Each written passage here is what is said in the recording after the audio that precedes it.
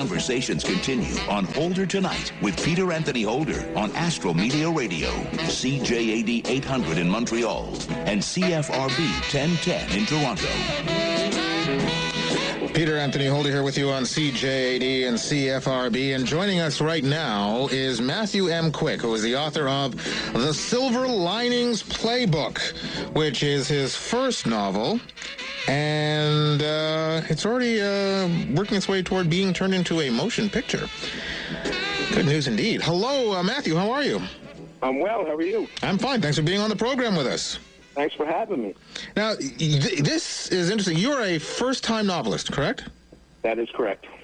So when you were starting to write this book, did you ever think what would be happening now would be happening now? Absolutely not. You hope for that. That's what you're writing towards. But I had no idea that it would go this far. So tell us your stories, how you began to write this, to decide to write your first novel. Well, I was a high school English teacher for several years, and it just got to the point where I knew that I'd kind of settled into this middle-class lifestyle, and I'd always wanted to write. And so when I hit 30, I knew I had to make a break. So I quit my job and sold my house. I did this incredibly radical thing, and I spent some time in Southern Africa. When I came back, I moved into my in-laws' basement, and I just started writing full-time. I spent 3 years in their basement writing this novel, and I emerged with the manuscript, and luckily it sold. Okay, well let's back up a second. You quit your job, sold your house, went to Africa, and as you said, you came back and moved in with your in-laws, which means you had a wife that went along with all of this. Absolutely, she's a saint, and it was one of those things where we were set up and. For life. I had tenure at a very good high school, and I just wasn't happy. I'd always wanted to write, and that took its toll on our relationship. So my wife would tell you that she did as much for her as she did it for me, and it's really, by pursuing my dream, it's really improved our relationship as well. I was just curious, you say you're a high school English teacher. Your guesstimate, how many high school English teachers do you think are actually frustrated writers? Or actually... Frustrated writers. I think that, a lot of English majors, that's the party line in college. You want to write, but you're told, get some type of pragmatic job, be able to feed yourself. And, I love teaching. I don't want to down teaching because it's a great profession. It's very rewarding. But I knew that when I got into the teaching profession, I always wanted to write. And the frustrating thing for me is that to teach well, it's a full-time job and a half, so I couldn't write when I was teaching. So I think a lot of people think that, you'll have time left over when you're teaching to do other things. And if you're going to teach well, you really don't. So I think a lot of people that are passionate about teaching, don't have a lot of time left over to do those other things. We are talking with Matthew M. Quick, who's the author of The Silver Linings Playbook here on CJAD and CFRB. So, again, looking at the chronology, quit the job, sell the house. Why Africa?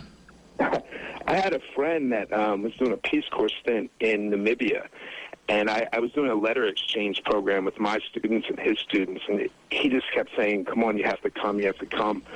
And when we sold the house, we just had this incredibly liberating experience, walking away from that and our jobs. And so we decided to go over there, basically because the opportunity presented itself. But it was very freeing, to leave the country and to see the world through other people's eyes. And, I think that a lot of writers travel for that reason, to gain perspective. What time frame are we talking about? When did you do this? I quit my job in, it was 2004. I actually went to Peru that summer, too. I chaperoned a trip to Peru. I took a bunch of students down there. And then when I got back, we went to Africa. And I moved in with my in-laws that fall. And then I just started writing in 2004. And I think the manuscript sold, if I remember correctly, in 2007. Okay, so, and how long did it take you to write? I was working those 3 years. I'd started part of the manuscript, probably 7 years before, but it was in the form of an essay, and it was very different. The actual start to finish time was about 6 months, but I'd been working on pieces before that. Okay, so many people, when they start writing, and there are a lot more people who have full-time jobs of one kind or another, and they are writers as well. So many people do it on the side, just sock away all their vacation time, downtime, off work time. What made you decide that to do this, you had to literally chuck everything? Well, I was trying to do exactly what you said. I would take the summers and write, and I just felt that it wasn't enough time. And I found myself at school while I was teaching, I would hide, to try to get some work done. I was skipping faculty meetings, and I just felt like I couldn't serve two masters any longer. I knew that if I really wanted to do this, I had to focus. And I know wonderful novelists that work full-time jobs and only write an hour a day. I can't do that. In order for me to write, I have to focus for long amounts of time. We are talking with Matthew M. Quigg, author of the Silver Linings Playbook, here on CJAD and CFRB. Okay, so you obviously have a very, very, very understanding wife.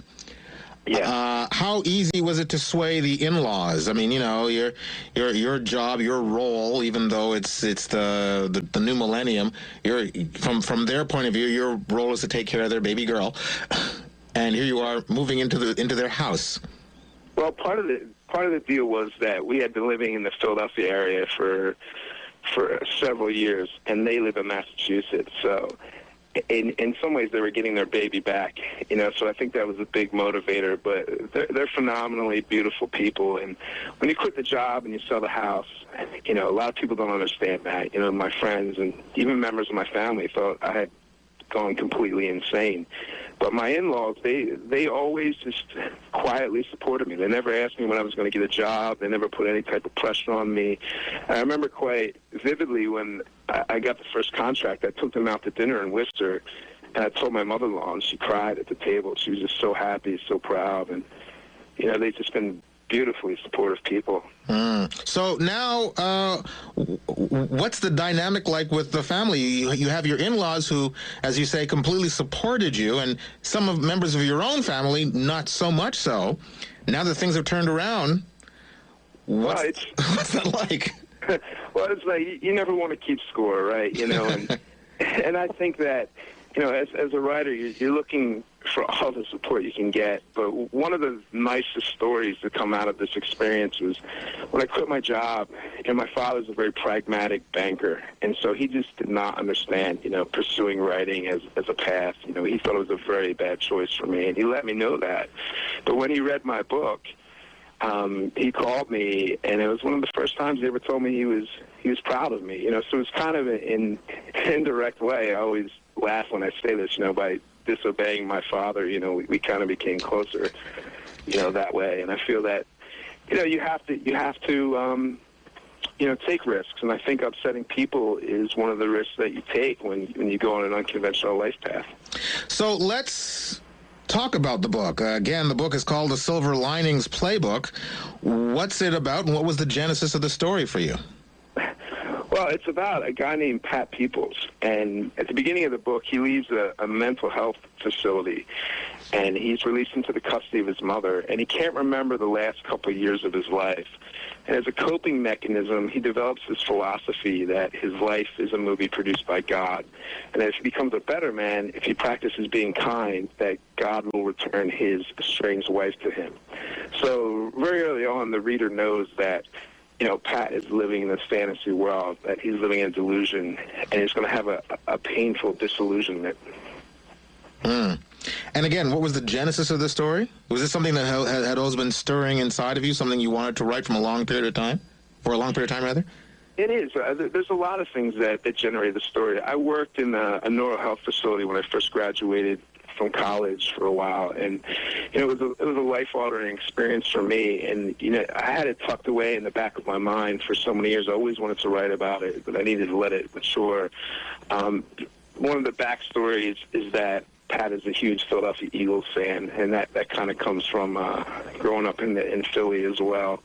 And the other thing is, it's really a lot about family and father relationships and, going home. And when I was in Massachusetts, the story is set in and around Philadelphia. So in a lot of ways, it was a way for me to come home and revisit a lot of issues that I've struggled with over the years.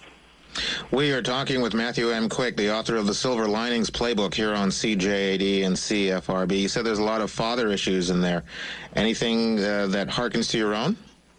Well, it's funny. Everybody, the father in my book is he's pretty despicable at times, and I was very worried that people would, mistakenly think that I was writing some type of autobiographical piece.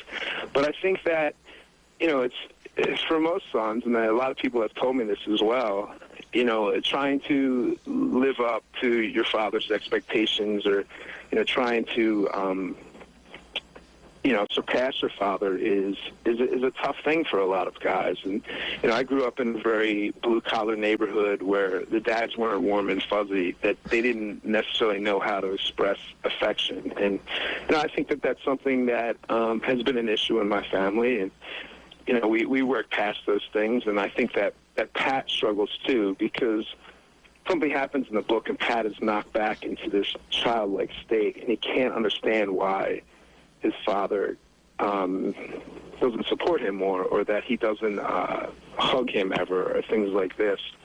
And I think that these are things that a lot of people think about when they're growing up, and especially in blue-collar neighborhoods where the fathers are maybe a little bit tougher. You mentioned that some people thought maybe you were writing about your dad. And you were worried about that concern that it was autobiographical. Were you worried that your dad might think that? Well, it's funny. You always do. You never know what people are going to come at you with. And before I published, I had no idea. I just kind of crossed my fingers and hope for the best. But after I published, the funny thing is that all of my characters, people see all types of people in my characters. Is often surprising, and they often see contradictory things as well. My father doesn't see himself in the main character at all, and he can see elements of me throughout the book, and themes that relate to our family, but he doesn't see himself in the character, and I'm glad, because it's not supposed to be him at all. Did you allow anyone to read your manuscript before you sold it? The only person that read my manuscript before I started pitching it was my wife. And I did an MFA program in Vermont at Goddard. It was low res, so you would go there. I was living in Massachusetts and just going there a couple times a year. And I wrote several books that I workshopped through that program, but this wasn't one of them.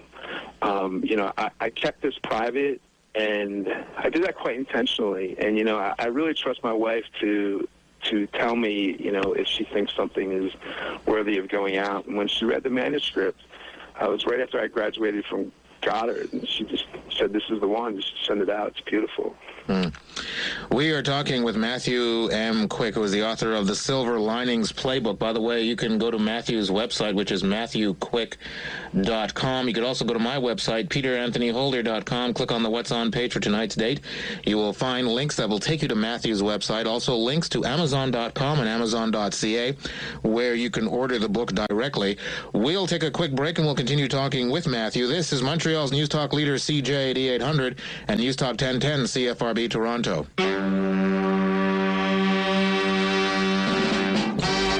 Think of us as your Red Bull and vodka, minus the vodka. Holder tonight on Astro Media Radio, CJAD 800 in Montreal, and CFRB 1010 in Toronto. And we are talking with Matthew M. Quick, who is the author of the Silver Linings Playbook, here on CJAD and CFRB. And so you leave the school behind, Matthew, and you write this novel. You've been through school learning to write. You've taught writing. But what, if anything, prepares you for the business of writing? I think just going through it, my experience is that I've learned as I've gone along, and I've tried to talk to other published writers and make those contacts, and I've been fortunate enough that a few have mentored me, which has really helped. But I don't think anything really prepares you for it, And it's interesting too, because as you work with other writers and you talk with other writers, different experiences will come up. I've been mentored with some very successful writers, but that they have no experience in the movie business, for example. So when those types of things start to come up, then you have to make new contacts and learn new things, and it's been quite interesting. Now, I know you can't tell us too much about the movie end of things because deals are still being worked out, but how did your book become optioned? My agent in New York at Sterling Lloyd Litteristic has a partnership with an agent at CAA out in Hollywood, and I didn't even know that my book was being shopped at all. My agent didn't tell me.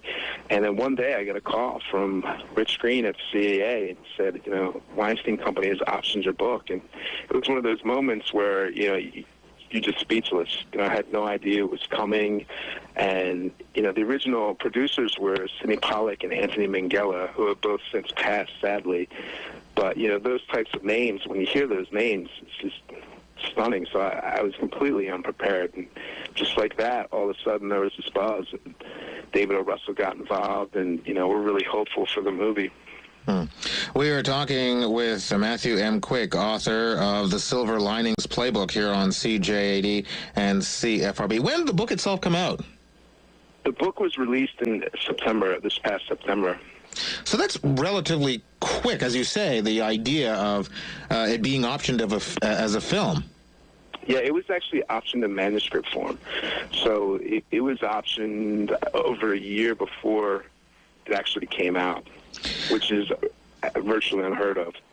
So is it being mentioned now that publicly, I mean, we're talking about it here on the air, but is the word out that it's soon to be a major motion picture? The official line is that the Weinstein Company has optioned the film, and David O. Russell has been tapped to direct and write the screenplay. Unofficially, I think that it's been announced that they're out to casting, but I don't know if it's been officially green-lighted yet. Well, the reason why I asked the question is what does the fact that it's potentially becoming a major motion picture, what does that do for book sales? It's huge, and the way that it was explained to me when I first talked to Rich Green at CAA. Of course, a young author, very naive, I was worried what they were going to do to the story. Would they change anything? And the way it was explained to me is it said, well, your publisher might do, a couple $1,000s in advertising. A movie by a major company is like a $20 million ad for your book.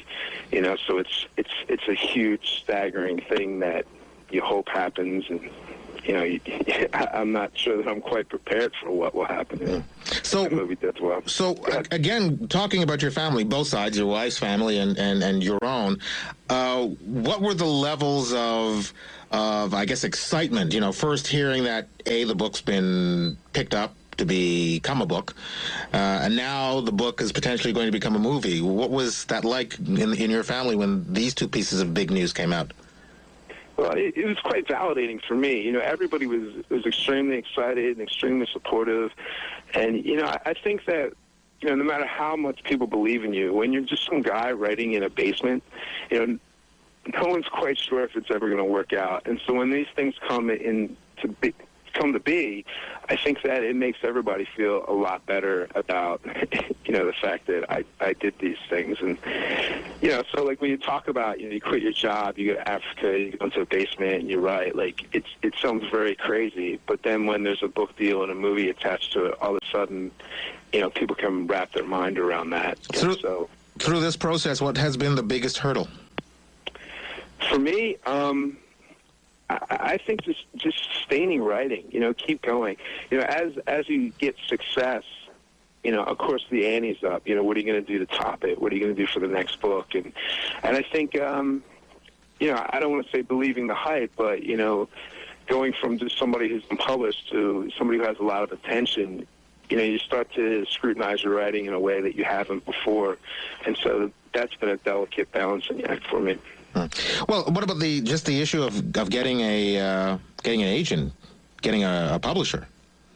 Yeah, I mean that was definitely a hurdle, and I sent the manuscript out to a lot of potential agents, and I got a lot of rejections.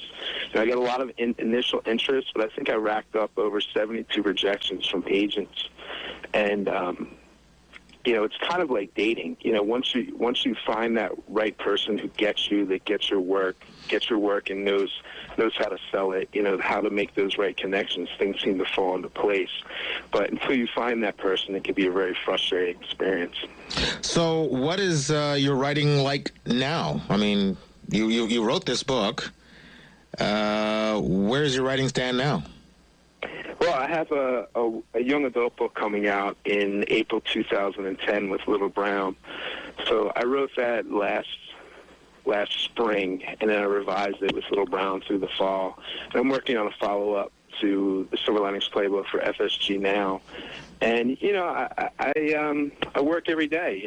I write, and, you try to evolve. And I can't really talk about my current projects. I could talk about the YA book if you want. So now you have to not only do the writing, you have to do things like, deal with people like me. That's been tough too, and not that I don't enjoy, doing interviews or going out and speaking with people, but it definitely takes some of your energy away from writing. And in many ways, you have to do your own PR, too. So just things like going through emails every day and calling people back, it definitely takes you away from the writing. And when I was just in the basement writing every day, I was single-minded, very focused. And now I have to be a writer. I have to promote my stuff. And I have to be a business person as well. We're talking with Matthew M. Quick, author of The Silver Linings Playbook, here on CJAD and CFRB. You wrote these characters. They were in your head. You put them on the page. But as you say, it's about to become a major motion picture. When you were writing this, did you ever see in your mind what a potential cast might be or who might play the characters you wrote? When I was writing, I didn't think of potential actors, but I did think of the book in cinematic terms. People tell me that the stuff that I write is very cinematic, and I often think, what do people want in storytelling? And movies are just so popular now. People have always loved movies, but I think people turn to movies even more so than books now. And so I'm always thinking, how do I get people to read my books? How do I get people to think about my ideas? And so when I was writing the book, I said to myself, think of the best movies that are out there, not necessarily the mainstream movies, but the stuff that you might see in art house, the good movies that I love, and I said, try to make that happen on the page. Well, good luck with the book. I suspect that, especially as more talk of the movie being made gets out there, it'll only push that book even further. So congratulations on that. Oh, thank you. The book is called The Silver Linings Playbook. It's written by Matthew M. Quick. You can visit his website, which is www.matthewquick.com. You could also go to my website, peteranthonyholder.com, and click on the What's On page for tonight's date. You'll find links that will take you to Matthew's website, and also links to Amazon.com and Amazon.ca. And the young adult novel that you have coming up by Little Brown is called Sort of Like a Rock Star. Is that correct? That's correct. And that is will be published in a year from now, April of 2010, correct? That's right, yep. Excellent. Congratulations again, and thank you for being on the program with us. Thanks for having me on. It was my pleasure. Matthew M. Quick, the author of The Silver Linings Playbook. News is next here on CJAD and CFRB. On the other side, Andrew Vazakis, the night sky guy, will be on to talk about astronomy and answer your questions about space exploration. This is Montreal's News Talk leader, CJAD 800, and News Talk 1010, CFRB Toronto.